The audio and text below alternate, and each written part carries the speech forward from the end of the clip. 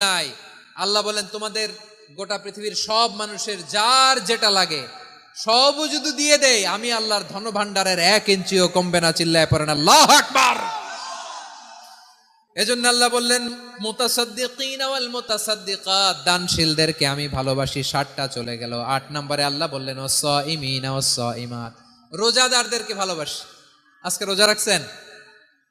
হ্যাঁ রাখছেন না? মাশাআল্লাহ মাশাআল্লাহ। সিয়াম পালন করবেন, সিয়ামের সওয়াব আল্লাহ নিজ হাতে দেবেন। সেই স্টপ স্টপ, সামনে আসবেন না, স্টপ, পেছনে পেছনে পেছনে।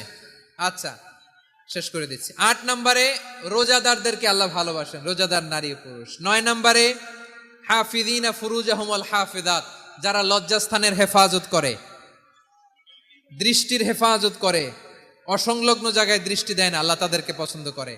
সব শেষে ওয়াযাকিরিনাল্লাহ কাসীরা ওয়াযাকিরাত, যারা সময় পেলেই আল্লাহর জিকির করে। চেয়েছিলাম মনটা ভরে আয়াতের পুরো তাফসীর করব, সম্ভব হচ্ছে না।